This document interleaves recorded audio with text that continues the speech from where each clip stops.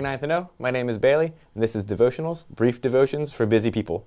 Today we're going to be covering the entire book of Leviticus, which seems like a steep task, but what I want to do is just give you guys a couple things to keep in mind as you work through the text. The first thing that I want to mention is that Leviticus is a book that shows us that God is holy. God reveals to the people of God, in talking to Moses in Leviticus 19, this truth. He says, "Speak to all the congregation of the people of Israel, and say to them, you shall be holy, for I, the Lord your God, am holy." He's telling Israel, and he's telling Moses that I have chosen you and I have set you apart, and so you are to live in such a manner that when the world looks at you, they see me, and they see my glory, and that they glorify me as a result.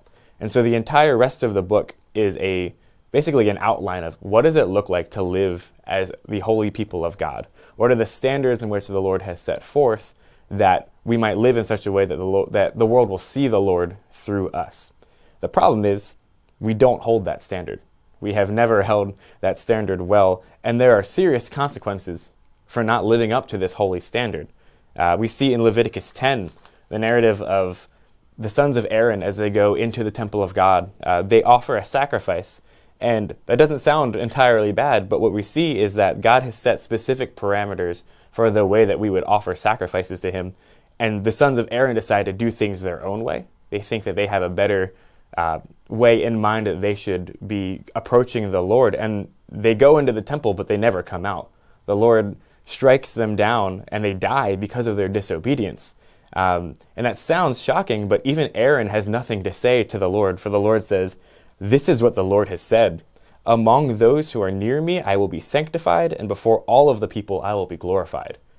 What the Lord is saying is there is a right way for him to be worshipped, and there is no exception of anything less. The Lord has required us to be a holy people, and yet we see here that we are unable to be a holy people, and that leaves us in a little bit of a conundrum, because we sit and we ask as we read this book, well, how will we ever meet this standard? And the truth is, we won't. And so what we also see in Leviticus is an amazing picture of God's grace.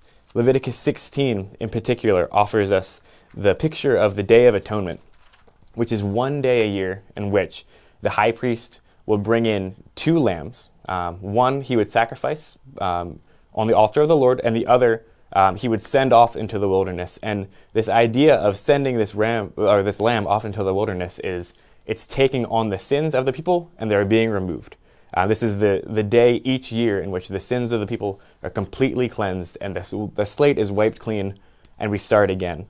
And that is a beautiful picture of God's grace. This entire book is a picture of God's grace, because not only has God required the people to be holy, but he has set forth how they should be holy. He has told that to them, given them his expectations, and then offered a means for their atonement when they cannot keep that standard.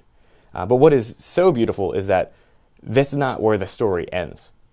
We see in Leviticus the Day of Atonement and a yearly ritual of coming back to the Lord and rededicating the people of God to the Lord and seeing them wiped clean. But the day after the Day of Atonement, they are once again unholy. They are once again fallen short of the glory of God, and this is a continual cycle until we see the man named Jesus come. And we see Jesus come, and he lives a perfect and sinless life, and he is offered as that scapegoat, so to speak. He comes and he takes on our sin, as 2 Corinthians 5:21 says, "For our sake he made him to be sin who knew no sin, that we might become the righteousness of God." And so we see that all of this culminates to the coming of Christ, that we now are not just made holy for a year. We're not made holy for a period of time, but in Christ, if we know him and we have been washed by his blood, if we have been atoned for by his sacrifice, then we are permanently holy. We are righteous eternally because of his sacrifice. And so there's joy to be found in that. So as we go through the book of Leviticus, just keep in mind, God is holy. He is completely other than us. He is completely good, completely righteous, completely kind, completely just. We see all of these things outlined in this text. Keep in mind that we will always be falling short, that this standard that God has set is unattainable by us of our own accord, But also keep in mind God's grace, that despite the fact that we continue to fall short, in the Old Testament, he offered sacrifices, a sacrificial system for us to be able to come to him. And in the New Testament, Christ comes to be the ultimate sacrifice, that you and I might be made right with him forever in the presence of his glory. Have a good day.